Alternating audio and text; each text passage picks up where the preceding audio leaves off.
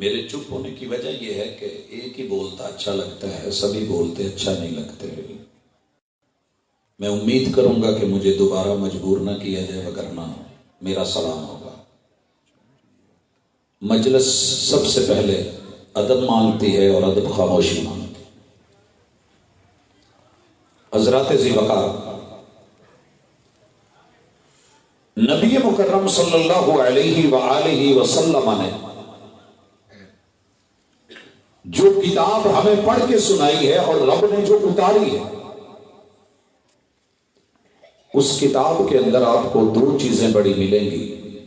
پہلے نمبر پہ احکام، اللہ حکم دیتے ہیں، حکم کرنے کے لیے ہوتا ہے، اور وہ ذمہ داری ہوتی ہے، وہ فرض ہوتا ہے۔ اس کا تعلق حقوق اللہ سے ہو یا حقوق العباد سے ہو، اگر ہم اس فرض کو ذمہ داری سمجھ کے نبھا لیں، کسی کا حق نہیں مرے گا۔ مثال لیجئے، اللہ تعالیٰ فرماتے ہیں وَأَقِيمُوا الصَّلَاةَ وَآتُوا الزَّكَاةَ، ہم اس کا ترجمہ کرتے ہیں کہ نماز قائم کرو، زکوٰۃ ادا کرو۔ بچے کو اس آیت کا ترجمہ آتا ہے، عوام کو، لوگوں کو، علماء کو، قراء کو، طلبہ سب اس کو جانتے ہیں، مرد عورتیں سمجھتی ہیں کہ نماز قائم کرو، زکوٰۃ ادا کرو۔ اب آئیے 2 منٹ کے لیے زکوٰۃ کی طرف۔ ہم نے زکوٰۃ کا یہ مفہوم بنایا ہے کہ اس کے لیے کوئی مدرسہ ہونا چاہیے، اس کے لیے کوئی مسجد ہونی چاہیے، وہاں رسید بک ہونی چاہیے، کوئی ایک سفیر ہونا چاہیے، جیب میں قلم اور یہ نوٹ بک رسید بک ہو، جو ملے اس کے سامنے کر دیں کہ 50 100 1000 روپیہ 5000 دیجیے۔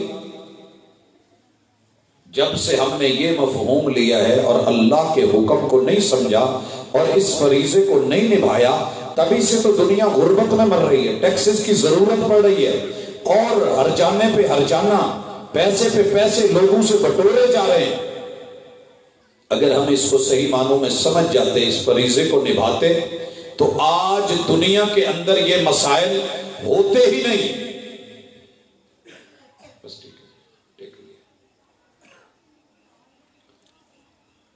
زکوٰۃ کا معنی کیا تھا؟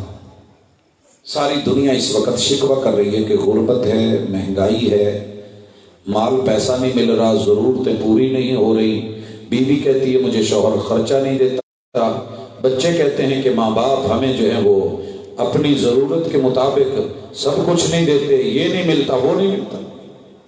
ٹھیک ہوگی، زکوٰۃ تھی کیا؟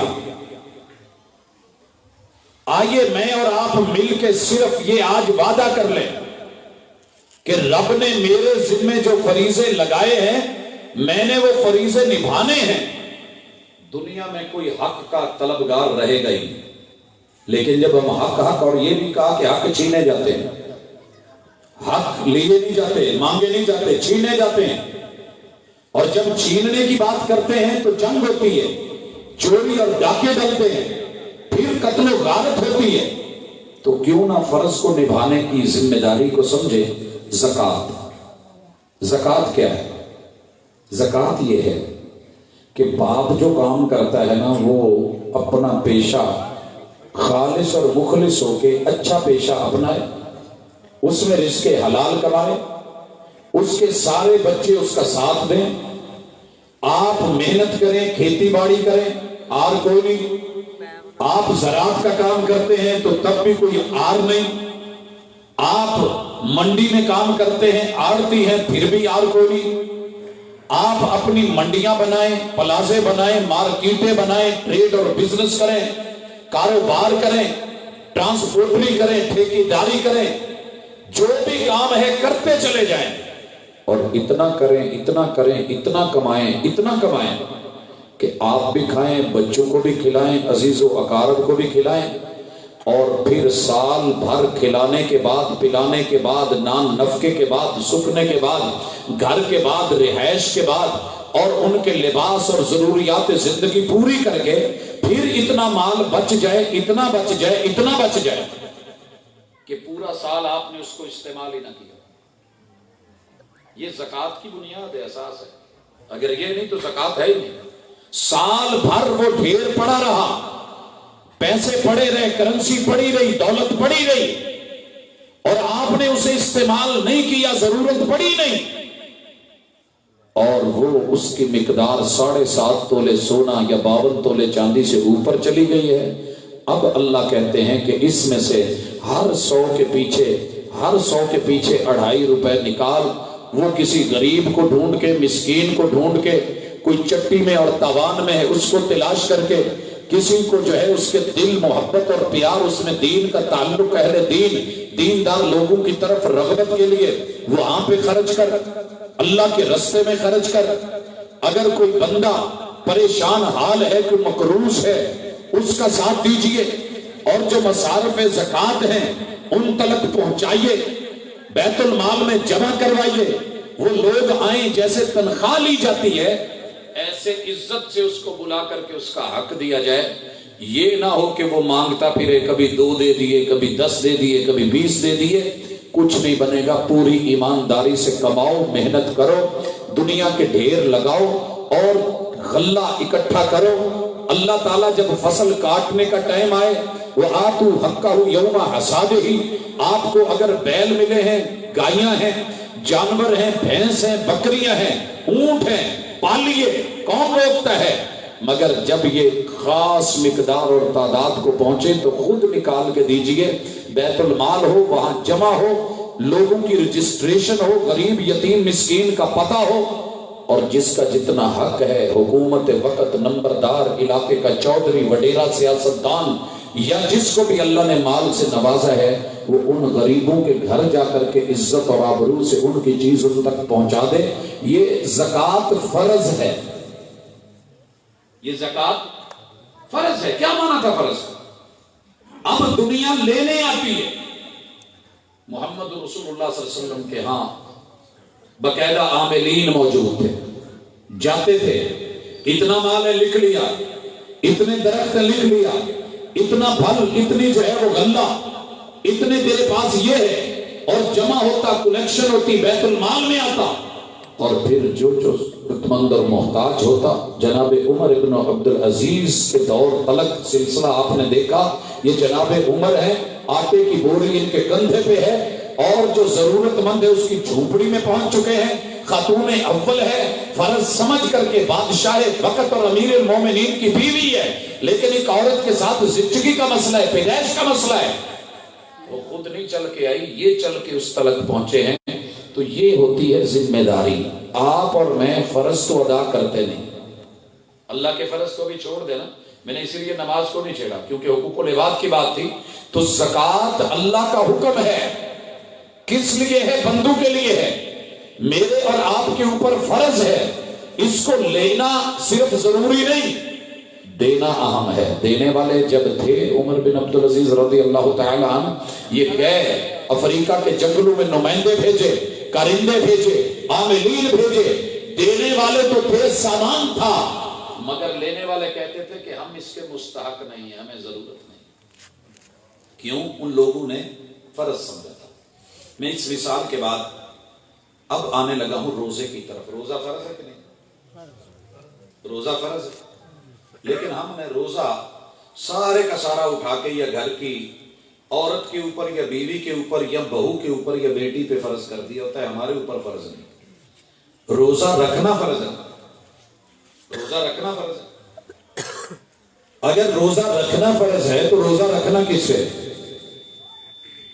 دہی چاہیے، آٹا چاہیے، روٹی چاہیے، سالن چاہیے، دودھ چاہیے. جو جو لوازمات آپ کھاتے ہیں ناشتے میں، سحری میں. گھر کا چودھری تو کہے مینو ادو اٹھانا جی تو 2 منٹ رہ جائیں. تو اس نے فرض کہاں نبھایا ہے؟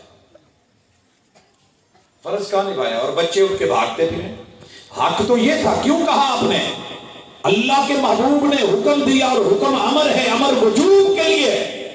تسحروا، تم سب سحری کیا کرو. فإن فی السحور برکہ، کیونکہ سحری میں اللہ نے برکت رکھی ہے. یہ تو پتہ لگ گیا کہ سحری میں برکت ہے، لیکن جو محبوب نے کہا تھا کہ سب سحری کیا کرو، حق تو یہ بنتا تھا سارے ٹائم پہ اٹھے، برابر اٹھے، ایک اٹھے دودھ لے آئے، دوسرا جائے دہی لے آئے، تیسرا جو ہے وہ ماشاءاللہ گھر میں آٹا گوندھ رہا ہے، چوتھے نے پیڑے کر لیا ہے، روٹی پک گئی ہے، ہاتھوں ہاتھ سارے، کسی نے برتن لگا دیے، کسی نے دسترخوان لگا دیا، کسی نے پانی بھر کے رکھ دیا، اور یہ صبح میں ایک دوسرے کا تعاون، یہ ایک دوسرے کے ساتھ جو ہے معاونت کا یہ پہلو، یہ بھی سحری کا حصہ تھا، مگر ہم نے نہیں لیا۔ اس لیے روزوں میں بھی جنگیں ختم نہیں ہوتی، ایک کے اوپر سارا برڈن ڈالا ہوا ہے اور باقی مزے سے سوئے ہوئے ہیں، یہ ایک ایک کی منتیں کر کے، ترلے کر کے، اٹھا کے لا رہی ہے، اور پھر جو ہے وہ سارا دن اس ڈھیر کو دھوتے میں گزر گیا اور کچن میں گزر گیا، اور جواناب نے رکھا اور نماز بھی چھوڑی، نوابی نیند سوئے اور پھر اپنی مرضی سے اٹھے۔ یہاں ہم نے حقوق العباد کو نہیں سمجھا، اگر سمجھا ہوتا تو فرض نبھایا ہوتا۔ جی اب آتے ہیں، رسول اللہ صلی اللہ علیہ وسلم نے فرمایا کہ مسلمان کے مسلمان پہ 6 حق ہیں، یہ بھی ہم نے علماء سے سنے ہیں مگر ڈکار مار گئے۔ پہلا حق یہ تھا کہ اذا لقیتہ فسلم علیہ، تیری جب بھی کسی بندے سے ملاقات ہو، مومن سے ملے، فسلم علیہ، ہم نے اس کا ترجمہ کیا کہ اسے سلام کہنا ہے، اسے سلام کہنا ہے، اس کا حق ادا ہو جائے گا۔ ادھر سے السلام علیکم کہا، ادھر اس کی عزت لوٹ لی، ادھر السلام علیکم کہا، ادھر تھپڑ مار دیا، ادھر السلام علیکم بولا، ادھر گالیاں دے دی، ادھر السلام علیکم ٹھیک ہو باجی، ادھر غیبت کر دی، ادھر السلام علیکم بھی بولا، ادھر چغلی کر دی، ادھر السلام علیکم ممبر پہ بولا، ادھر ماشاءاللہ خطابت میں گالیاں نکالی، اور جو ہے دوسرے کا تختہ وہ سارا کچھ کر کے رکھ دیا اور برابر کر دیا، تو یہ حق ادا ہو گیا؟ نہیں، فرض کیا تھا؟ فسلم علیہ، آرڈر ہے، حکم ہے، حکم وجوب کے لیے ہے، وجوب لزوم پہ دلالت کرتا ہے، لازمی اور ضروری ہے، فرض ہے، ذمہ داری ہے۔ کیا چیزیں؟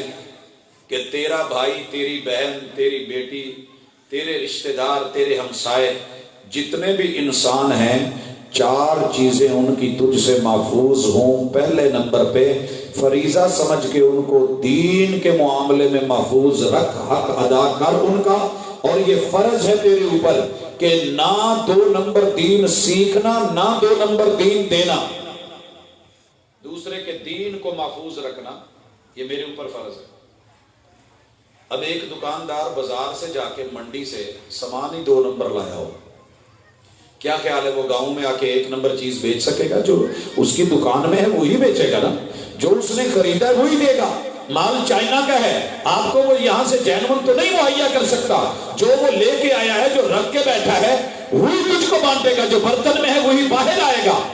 ہم نے جب دین لینا تھا نا، ہم نے تب بھی غور نہیں کیا، بندو کا حق یہاں پہ مرا ہے۔ ایک ہے اللہ کا حق کہ آپ دیندار بنیں، آپ مخلص بنیں، وَمَا أُمِرُوا إِلَّا لِيَعْبُدُوا اللَّهَ مُخْلِصِينَ لَهُ الدِّينَ۔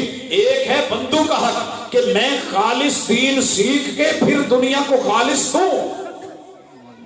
ایک طالب علم نے داخلہ لیا اور اس نے سارے قصے پڑھے، کہانیاں پڑھی ہیں، اس نے اقوال پڑھے ہیں، بندوں کی باتیں پڑھی ہیں، دین کے نام پہ اس نے ضعیف روایات پڑھی ہیں، اس نے جعلی اور من گھڑت اور موضوع روایات سیکھی ہیں، اور اس نے وہ بیانات موضوعات شریف کے نام سے سینے میں محفوظ کر لی ہیں، اس کو آواز اچھی مل گئی ہے، وہ منبر و محراب کا مالک بنا دیا گیا ہے، اسے مسجد کا امام اور خطیب بنا دیا گیا ہے۔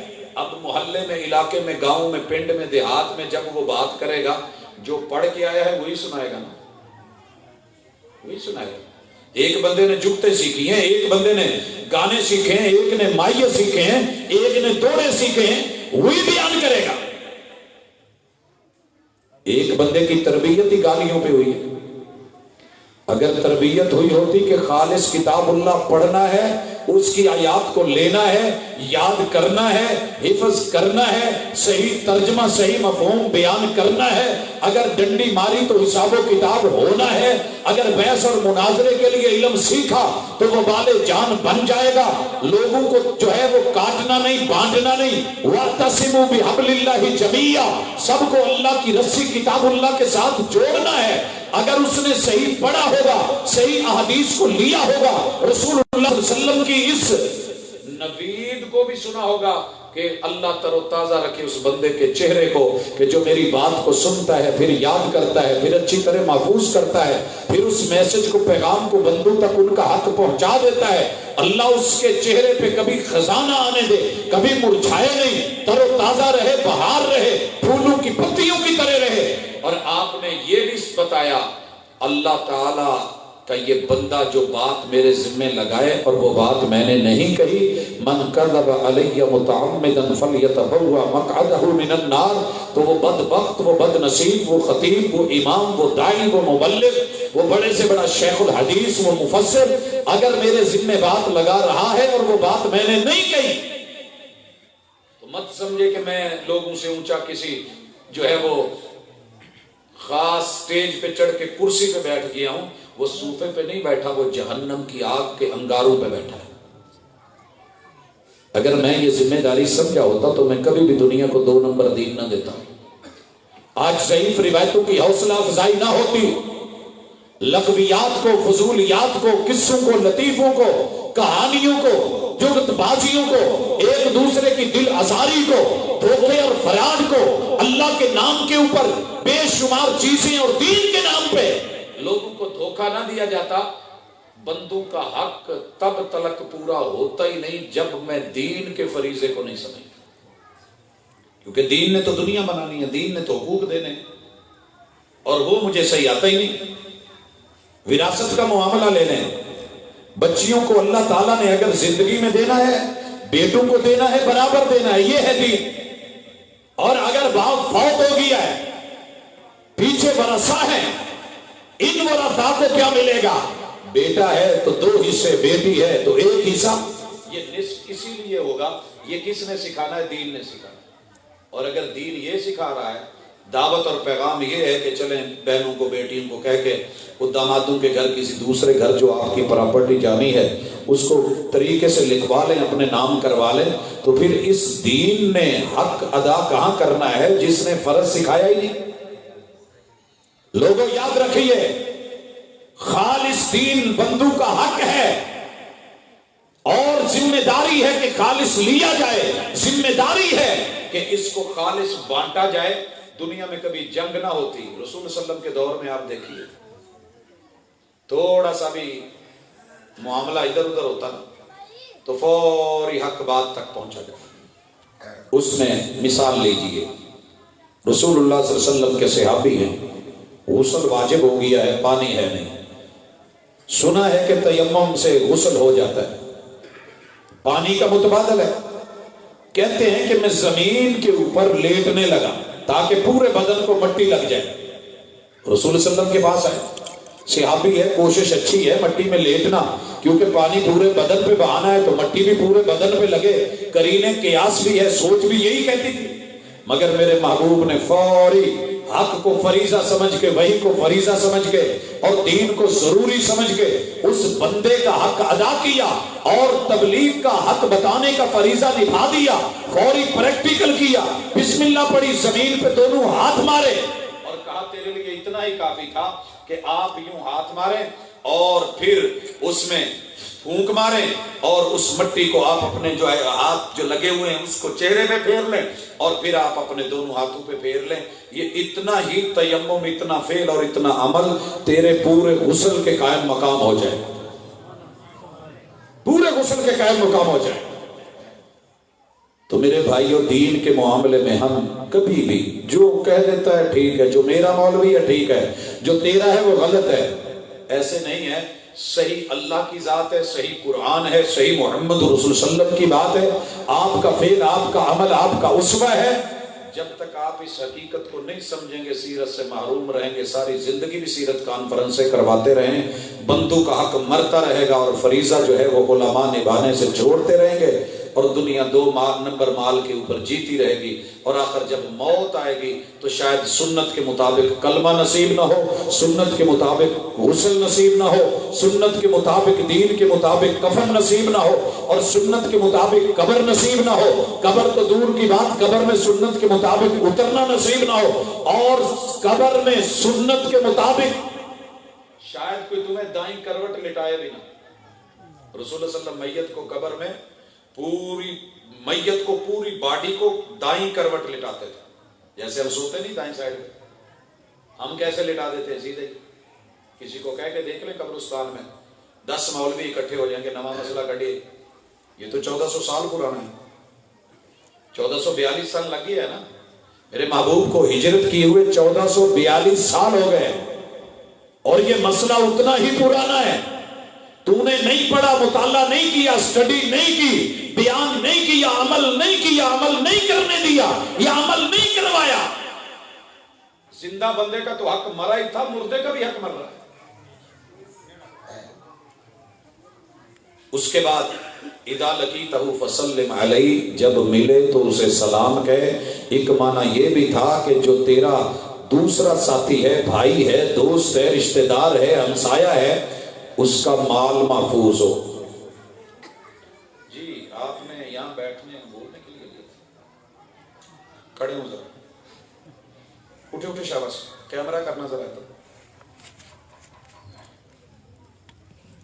بیٹا، میں مذاق نہیں کر رہا، کوئی ہنسی کھیل کی نہیں، توجہ رکھیں، مجلس کے آداب بڑے اہم ہوتے ہیں، یہی تو ہم سیکھ رہے ہیں۔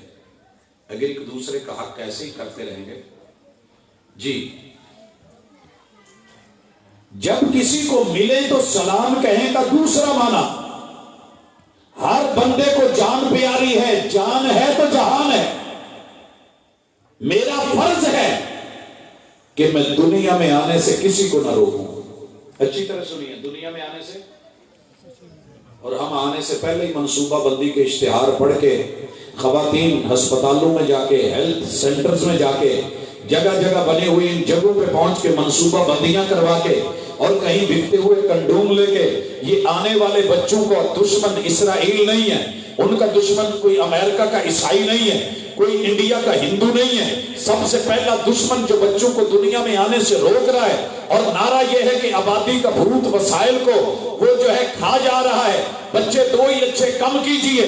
لہٰذا اللہ نے جو باپ کی پشت میں رکھا تھا، جو ماں کی سینے کی ہڈیوں میں امانت رکھے تھی، اور جو ان پہ فرض تھا کہ تزوجوا، آپ شادی کریں، یا معاشر الشباب من استطاع منکم الباءۃ فلیتزوج، یہ فرض تھا۔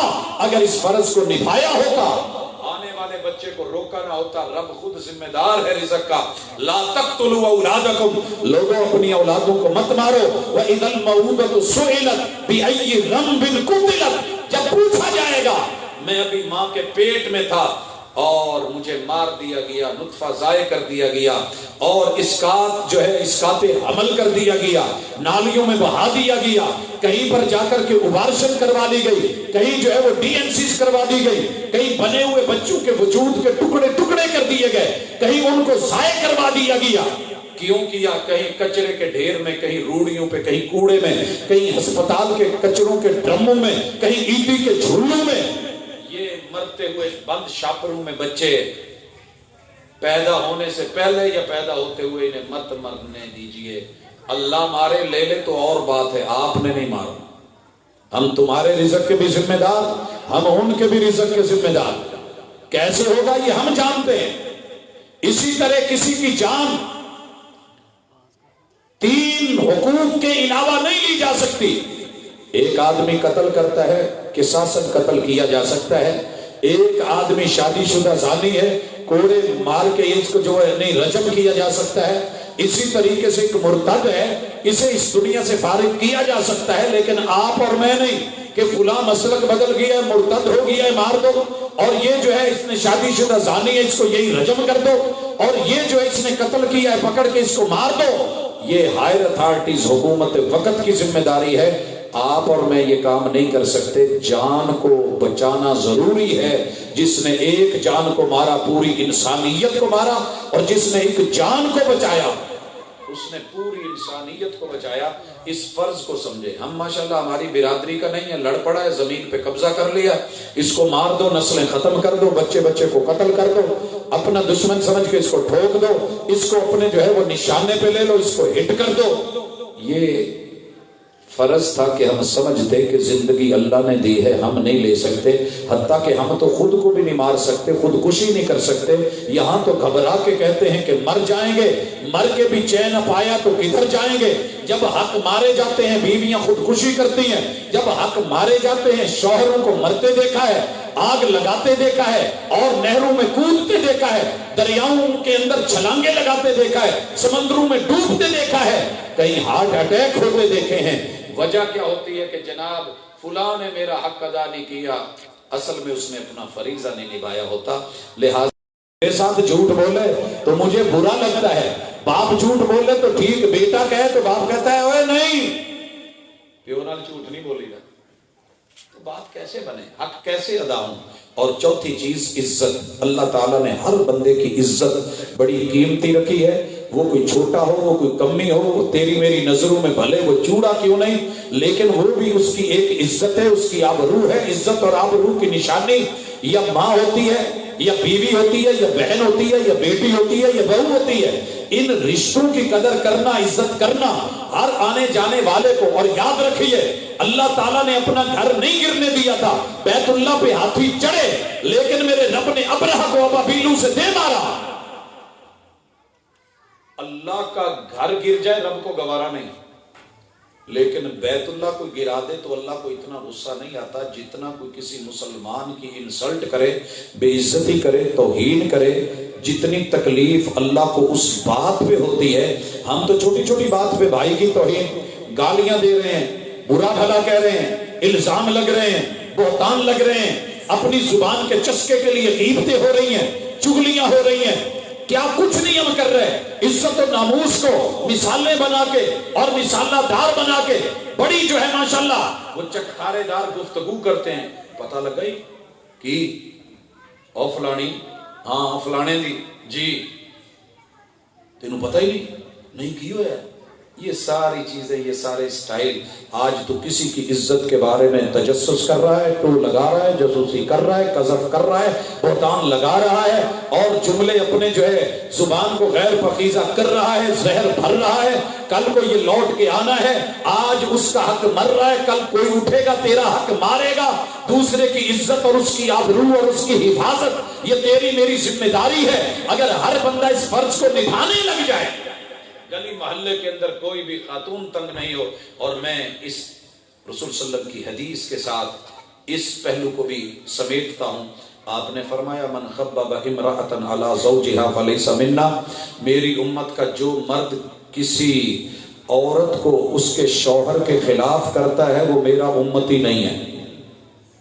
اور آپ چیک کریں, کبھی بیوی کو خلاف کر رہا ہوتا ہے بیوی کا سکا باپ, باتیں بنا بنا کے, کبھی کر رہی ہوتی ہے ماں, کبھی کر رہا ہوتا ہے سگا بھائی, کبھی کر رہی ہوتی ہے اس کی بہن, کبھی کر رہا ہوتا ہے اس کا دیور, کبھی کر رہا ہوتا ہے شوہر سے بیزار اس کا جو ہے وہ کزن, کوئی چچا زاد, کوئی تایا زاد, کوئی خالہ زاد, کوئی پھپھو زاد. یعنی کہ یہ رشتے کبھی ہمسائی, کبھی کوئی عورت, کبھی کوئی مرد, ڈورے ڈال کے ہم تیرا کر دیں گے, اس سے جان چھوڑا, یہ ایسا ہے, یہ ہے ہی نکما, یہ ایسے ہے ویسے ہے, اور اسے حقیقت کا پتہ ہی نہیں ہوتا کہ بات کیا ہے.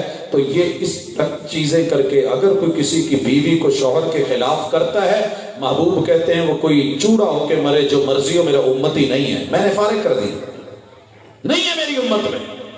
اور ہمارے گھروں کے موضوعات بھی یہی ہیں, اور پھر روتے ہیں کہ ہمیں ہمارے حق نہیں ملتے. محمد رسول اللہ صلی اللہ علیہ وسلم نے حالت صحت میں عام دنوں کے اندر یہ بات کہی. اور پھر مسلمان کا مسلمان پہ حق, حقوق العباد میں کہا کہ وَإِذَا دَعَاكَ فَأَجِبْهُ, جب بلائے تو جایا کر, جب دعوت دے تو قبول کیا کر. ہم نے سمجھا کہ اگر زردے دی پلاؤ دی دیگ چڑھی ہے پھر تے جانا ہی جانا, تو نام ہی سدے جانا. لیکن وَإِذَا دَعَاكَ اس کے اندر حق کی دعوت بھی ہے, دین کی دعوت بھی ہے, دنیا کی اگر دعوت ہے تو یہ دعوت بھی ہے, ولیمے کی دعوت ہے تو نماز کی دعوت بھی ہے, اگر اس کے اندر ختنوں کی دعوت ہے تو یہاں روزے کی دعوت بھی ہے، اگر وہاں پہ کسی جگہ بارات کے ساتھ جانے کی دعوت ہے تو یہاں حج اور عمرے کی دعوت بھی ہے، یہاں اللہ کی توحید کی دعوت بھی ہے، پیغمبر کی سنت کی دعوت بھی ہے۔ وَإِذَا دَعَاكَ فَعَجِبْهُ، جب رب کے قرآن کی آیت پڑھ کے سنائے، محمد رسول صلی اللہ علیہ وسلم کی روایت یا آپ کی حدیث یا آپ کا عمل یا میرے پیغمبر کی سیرت کا بیان کرے، اس کو لینا، قبول کرنا، جھولیوں میں ڈالنا، گلے لگانا، زندگی کا حصہ بنانا ضروری ہو جاتا ہے۔ اللہ کرے کہ ہم یہ حق ادا کر پائیں۔ ساری زندگی سنتے رہتے ہیں، آخر کہی دا مولوی صاحب اپنی گلاں اپنے کول رکھو، کسی کو کوئی کہہ دیتا ہے جی آیت ہوگی ٹھیک ہے لیکن مجھے نہ سنائیں، حدیث ہوگی رسول صلی اللہ علیہ وسلم کی، میں کیا کروں تیرے حدیث ڈیانوں، میرے مولوی نے اور کیا ہے۔ وَإِذَا دَعَاكَ فَعَجِبْ، اس کے خلاف چلا گیا ہے تو۔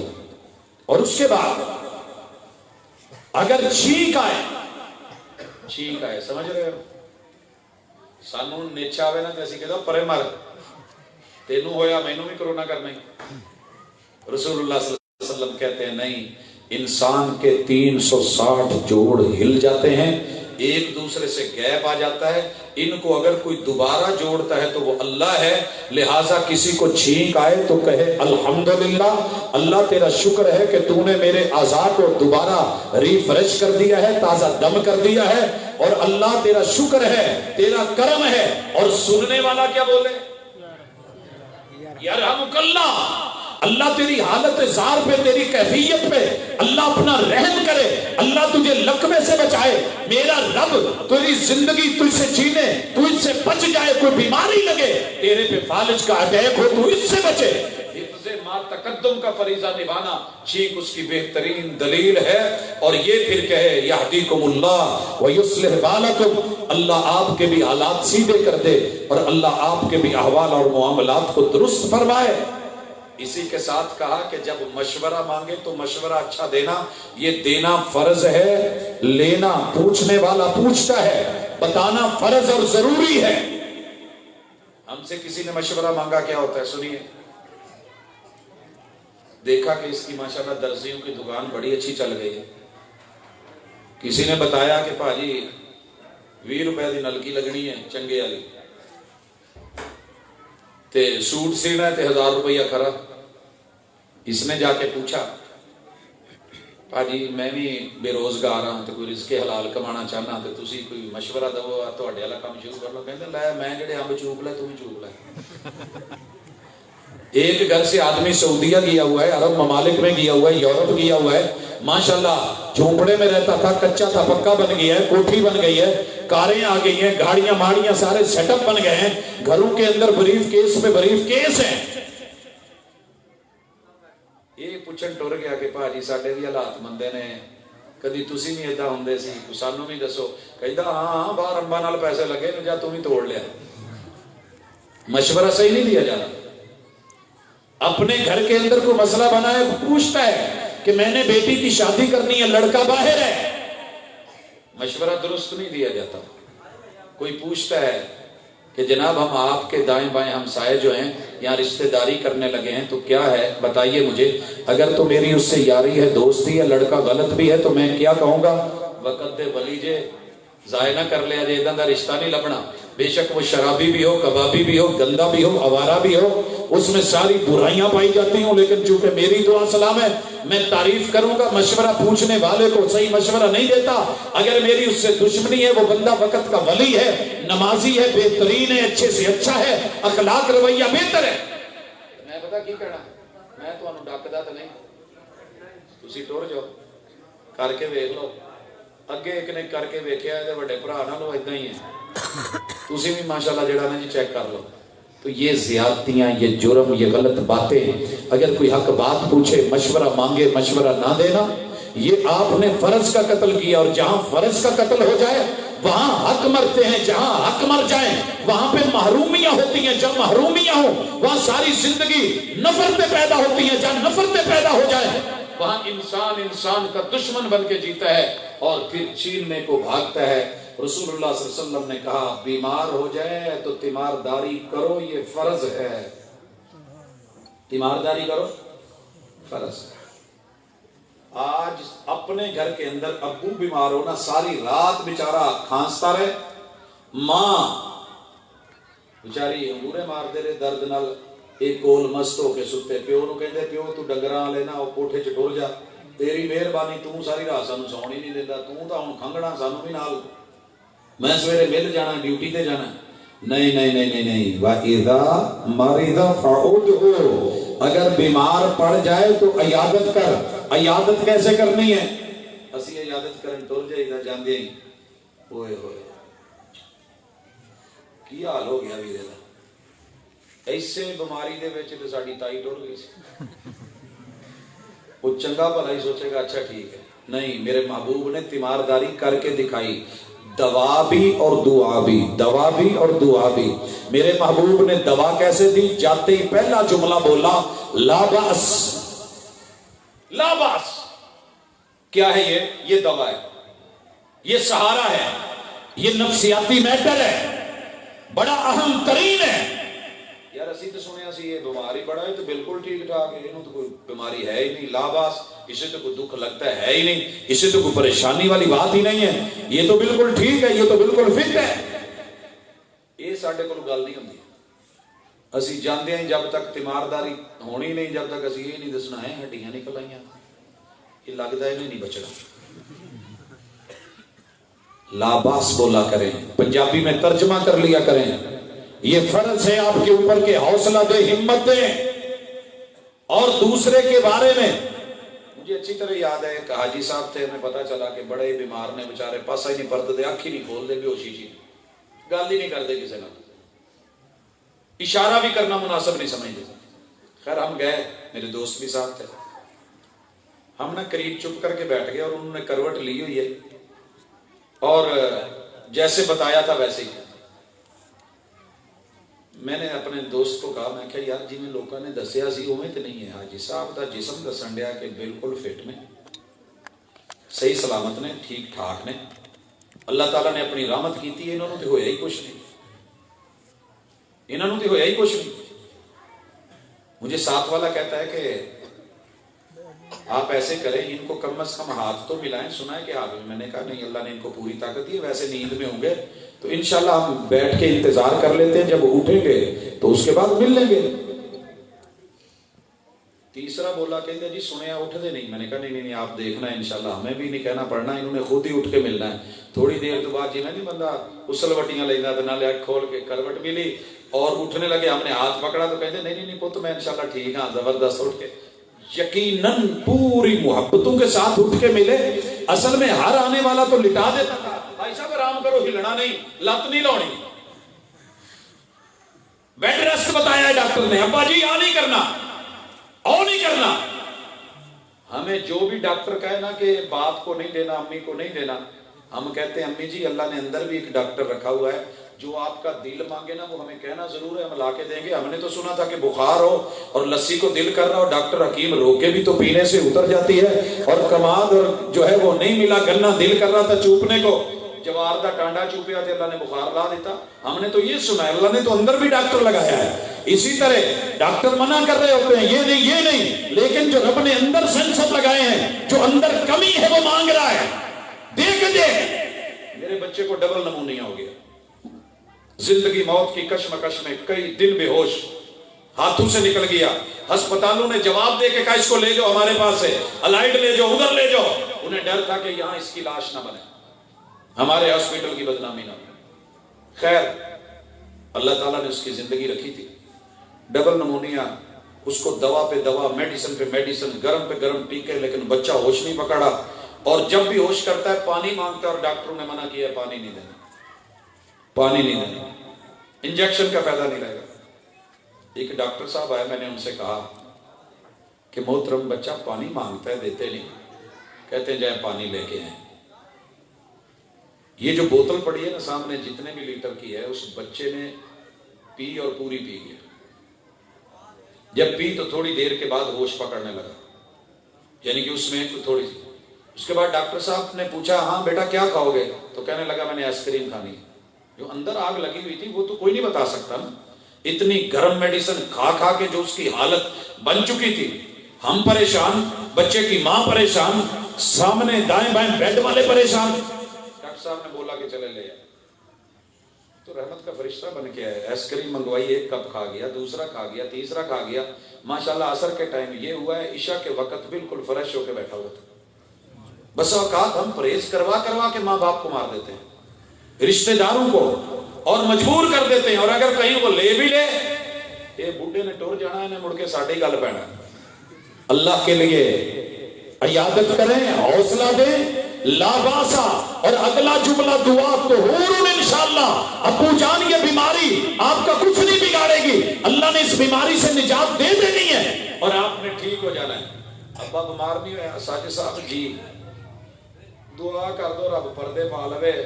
عمر دا بھی تقاضا ہے، انہوں نے رج کے زندگی بھی جی لئی ہے، دنیا دیا بہاراں بھی ویکھ لئیاں نے. ان بیچارے ہمیں گوڈے گٹے گھسیٹتے رہن گے کہ اللہ کسی کا محتاج نہ کرے، ہمیں ہتھوں ہتھی لے جائے.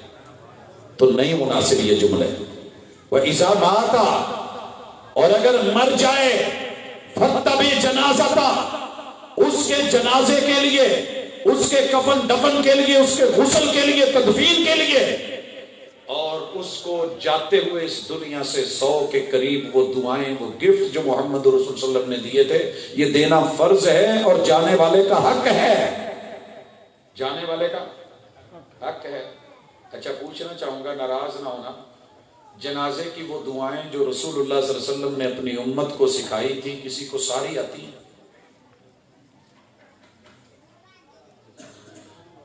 رکھا لو جی وہ کوئی بات موضوع. چار پائیاں ڈیلی اٹھتی ہیں، جنازے جاتے ہیں، لوگ اٹھ کے کھڑے ہو جائیں گے، کام چھوڑ دیں گے، لیکن کیا مجال کے جانے والے سکے باپ کے لیے بھی جاتے ہوئے دعاؤں کا تحفہ، پھولوں کے شاپر بھرے ہوئے ہوں گے، پتیاں بھری ہوئی ہوں گی، مسلے پکڑے ہوئے ہوں گے، اور پتہ نہیں کیا کیا اوپر لگایا ہوا ہوگا، لیکن جس چیز کی ضرورت باپ کو قبر میں ہے وہ پیچھے دعائیں ہیں. فَاسْأَلُوا لِأَخِيكُمُ التَّثْبِيتَ فَإِنَّهُ الْآنَ يُسْأَلُ. اے خلوص دل سے جانے والے کے لیے دعا کرو. آج کی زندگی میں چارپائی پہ آخری مرتبہ ہے، پھر دوبارہ تمہیں نہیں ملے گا. یہ تنو مٹی کے نیچے کسی اور جہان میں جا رہا ہے، اس کے لیے دعائیں کرو، دعائیں کرو، دعائیں کرو. مگر پیچھے خالی کھڑے ہوتے ہیں، پتہ ہوتا ہی نہیں. اللہم اغفر لہو پوری عظیم ترین ایک مختصر جملے کی دعا ہے. اللہم اغفر لہو ورحمہ وعافہ واعف عنہ. صرف ان 4 جملوں کی بات کر کے میں سلام کہنا چاہتا ہوں. اللہ تیرا بندہ آیا ہے، اللہم اغفر لہو، اس کو معاف کر دے، اس کو. بس اوقات بندہ کسی کو معاف تو کر دیتا ہے لیکن اس کا انعام و اکرام روک لیتا ہے. جا تینوں معاف کیتا، جا آپ کو معاف کیا، لیکن انعام و اکرام روک دیا جاتا ہے، تنخواہ روک دی جاتی ہے. اللہ کو کہہ رہے ہیں اللہ بندہ اگر غلطی ہوئی ہے، گناہگار ہوا ہے، بشری لفظش ہوئی ہے، تو اللہ تو رحمان ہے نا، معاف بھی کر دے، ورحم ہو، اور جتنی رحمتیں نازل کرنی ہے، جو جو دینا ہے وہ سارا اس کو دے بھی. اللہم اغفر لہو ورحمہ وعافہ واعف عنہ. اور اللہ جو جو دینا ہے رحمت کی نظر سے، محبت سے، پیار سے دینا ہے. اور اس کی دنیا کی جو معاملے تھے، پیچھے بھی عافیت، آگے بھی عافیت. یہ کوئی دعا پیچھے رہتی نہیں ہے کہ جس کو سلام پھیر کے مانگنا پڑ جائے. کبھی یہ دعائیں سیکھیں. میرے پاس اتنا وقت نہیں، وگرنہ میں اس موضوع کو ایک مستقل موضوع ہے. تو جانے والے کے لیے جنازے کی دعائیں سیکھیں. میں مسجد کے خطیب صاحب، قاری صاحب اور امام صاحب سے ملتمس ہوں کہ ان چیزوں کا باقاعدہ کورس رکھا جائے، گھروں پہ دستک دی جائے، ان کو بلایا جائے، اور ان کو کفن دفن غسل کے طریقوں کے ساتھ ساتھ جنازے کی دعائیں. یہ صرف بچوں کی ذمہ داری نہیں ہے کہ وہ یاد کریں، ہماری ذمہ داری. میں شریف پورے محلے میں تھا تو ایک ماں صبح صبح بچے کو گلے لگا کے رو بھی رہی ہے اور قاری صاحب کو گالیاں دے رہی ہے. میں کالج جا رہا تھا تو میں نے کہا باجی خیر ہے، آج تسی پھٹی پوچھن رہے ہو قاری صاحب دی؟ کہندے آوے کمینے نے نکے جے بچے دی کانڈ تے لاسا پاتی ہیں. ساتھ چلے گئے، مسجد میں داخل ہوئے تو قاری صاحب سے پوچھا کیا ہوا ہے؟ کہنے لگا جی آج کنے دن ہو گئے نا میں جنازے دی دعا سکھانا ہے، سیکھ کے نہیں ہوں گا. پتہ ماں کیا بولی؟ کہندی انتریا نے کھتریا کتے ککھ نہ رہے تیرا، یہ دے منہ والے دودھ دی سمیل نہیں گئی تو انہوں مرن دیاں دعاواں سکھان گے. یہ مسلمانوں کی مائیں اور بہنیں. اور دوسری طرف کیا ہے، یہ میاں چنوں کے 18ویں گریڈ کا آفیسر ہے، اور وہ روتا ہوا میرے گھر لائبریری میں آیا ہے، میں آج ڈوب گیا، مر گیا، کچھ نہیں بچا۔ میں نے کہا کیا ہوا؟ کہا میرا چھوٹا بیٹا، عمر کا پتہ ہے؟ میں نے کہا جی۔ کہنے لگا آج اس نے مجھ سے ایک بات کی ہے، میرا تو سب کچھ ختم ہو گیا، گھر میرا ہے، بہترین بنا ہوا ہے، کوٹھی ہے، اس کے اندر لگے ہوئے میرا ہر ضرورت کی چیز ہے، ٹی وی لگا ہے، کیبل لگی ہے، اور میرا بچہ وہ ڈی پی ایس میں پڑھ رہا ہے، سب کچھ میں اس کی ضرورتیں پوری کرتا ہوں۔ لیکن ہوا کیا ہے کہ کل میرے ساتھ لڑا ہے اور آج اپنی ماں کو کہہ رہا تھا امی میں پپا کا بڑا بیٹا ہوں۔